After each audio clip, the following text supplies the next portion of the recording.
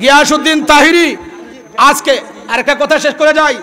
অনেকে আমার কাছে এসে বলে যে উমুক বক্তা যদি কোনো জায়গায় যায় লক্ষ লক্ষ মানুষ হয়, তার জনপ্রিয়তা বেশি। আমি বললাম কেমন? উমুক জায়গায় গেছে। আমি বললাম কি এটা একটা থানার প্রোগ্রাম না জেলার প্রোগ্রাম? জেলার প্রোগ্রাম। তো জেলার মধ্যে যত ওনার সংগঠনের লোক আছে সবারে গাড়ি দিয়ে ফুরে আনেনি, উত্তরটা আনে কিনা? তো আমাদের গিয়াসউদ্দিন তাহিরি একটা উপজেলায় কমপক্ষে বছরের মধ্যে ৫-৭টা প্রোগ্রামও হয়, আরো বেশি। হ্যাঁ, এখন আরো বেশি, ঠিক না? তো একটা ধরেন এইটা সদর উপজেলা না? সদর উপজেলায় কয়টা জানি করছে আল্লাহ জানি, আরো কয়টা আছে? হ্যাঁ, ২৭টা। মারহাবা বলেন। এখন আসেন, শুধু হবিগঞ্জ বিশাল ময়দানে যদি শুধু একটা প্রোগ্রাম তাহিরি করত, তাহলে এই হবিগঞ্জের যত ইয়ে আছে উপজেলা আছে সকল সুন্নিরা এক হইতো কিনা, যাইতো কিনা? তো তোমরা যে জনপ্রিয়তা টাইম আছে নি? গণ আছে, আছে টাইম। এতে প্রমাণিত হয়ে গেল আমাদের গিয়াসউদ্দিন তাহিরি তোমাদের নেতারার চাইতে, তোমাদের নেতার মধ্যে নজদি হুকুমত আছে, আছে কিনা? আছে কিনা বলেন? আমি ওই দিন তার কথার ব্যাখ্যা কোরআন শরীফের তাফসীর করে করে বুঝিয়ে দিয়েছি, আজকে বললাম না, এটা প্রতিবাদ হয়ে গিয়েছে।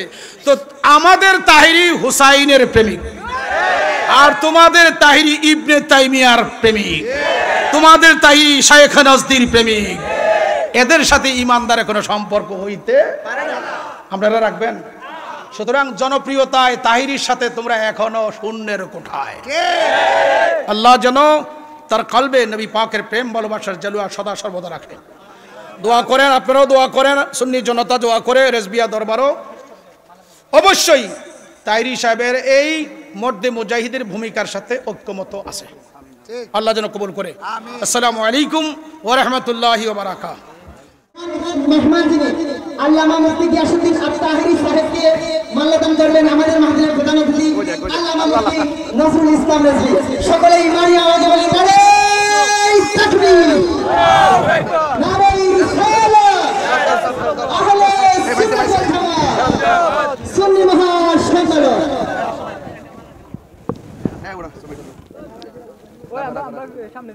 মাশাআল্লাহ মাশাআল্লাহ। ছবি একটা ছবি তোলেন। থ্যাংক ইউ জি। টাক টাক টাক টাক বাবা, মাশাআল্লাহ, আলহামদুলিল্লাহ। দিছি এই পর্যায়ে আপনাদের সামনে আমাদের মাহফিলের যিনি মধ্যমণি আল্লামা মুফতি গিয়াসউদ্দিন তাহিরি হুজুরের আগে আমাদের হবিগঞ্জের অভিভাবক জনাব আশরাফুল মালিক চৌধুরী মোহন সাহেবকে শুভেচ্ছা স্বাগতম বক্তব্য দেওয়ার জন্য মাহফিল ইন্তেজামিয়া কমিটির পক্ষ থেকে সবিনয় অনুরোধ জানাচ্ছি। এটা পিছু দাও আসছে তো নিচে নিচে নিচে নিচে নিচে নিচে। এখন ঠিক আছে, এখন ঠিক আছে, ঠিক আছে। এই দেশে কোনোদিন নাস্তি মতবাদ প্রতিষ্ঠিত হোক, সুন্নি জনতা কখনো মেনে নিতে পারে না। কে বলে আপনারা মেনে নিতে পারেন? ভাইরা আমার, আল্লাহর হাবিব রাহমাতুল লিল আলামিন আল্লাহর প্রোগ্রামে খুশি হলেন, হুজুর কদম রাখতে চায় বোরাকে। এখন দেখা যায় বোরাকেও আমার নবীজিকে লইতে চায় না। জিবরিল বলেন, কিরে বোরাক, যে নবীর জন্য তুই খানা খাদ্য বন্ধ করছ, সেই নবীজি তো এখন কদম রাখবো তোর উপরে, তুমি এমন এমন করো কেন, এভাবে এভাবে করো কেন, কারণ কি? বোরাকের জবান খুলে গেল, জিবরিল আমার ভুল বেয়াদবি মাফ করবা, আমিও জানি আমার জীবন সার্থক, কেননা আমার প্রাণের নবী আমি বোরাকের উপরে আরোহণ করবে।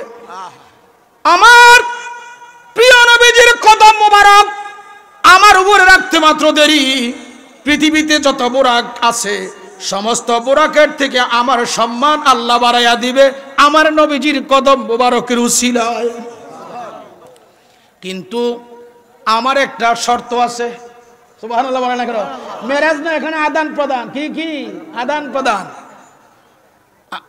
আমার নবীজির দরবারে জিবরিল বলেন, ইয়া রাসূলুল্লাহ, বোরাকে কি জানি বলতে চায়, আপনি শুনেন। আল্লাহু আকবার বলবেন না? তো হুজুর বলেন, কি রে বোরাক, তুমি কি বলতে চাও বলো। ইয়া রাসূলুল্লাহ, আমার একটা আরজি। কি আরজি? ওগো আল্লাহর হাবিব, আপনাকে আজকে আমি আরোহণ করাইয়া আল্লাহর কুদরতি লামাকানে আপনি যাবেন, তবে অতটুকু আমার যাওয়া নয়, যতটুকু আল্লাহ আমারে যাওয়ার ক্ষমতা দেয় ততটুকু যাব। ইয়া রাসূলুল্লাহ, আমার একটি মাত্র শর্ত, আল্লাহ যখন হাসরের ময়দান কায়েম করবে, আপনি কখনো কাউসারের জারে যাবেন, কখনো আপনি ফুলসিরাতের দ্বারা যাবেন গো, কখনো আপনি মিজানের কাছে যাবেন উম্মত গুনাহগারকে পার করার জন্য। ইয়া রাসূলুল্লাহ, ইয়া হাবিবাল্লাহ, আমার দরখাস্ত একটি, হাসরের ময়দানে যে বিভিন্ন জায়গায় বিচরণ করবেন, সেই দিন যেন আপনি রাহমাতুল লিল আলামিনের বাহর হিসাবে আমি বোরাক মঞ্জুর হই। হুজুর বলেন, যা বোরাক, তোর শর্ত কবুল করা হলো। কি করা হলো? কবুল করা হলো। প্রিয় নবীজি রাহমাতুল লিল আলামিন এখন বোরাককে কদম রাখছেন।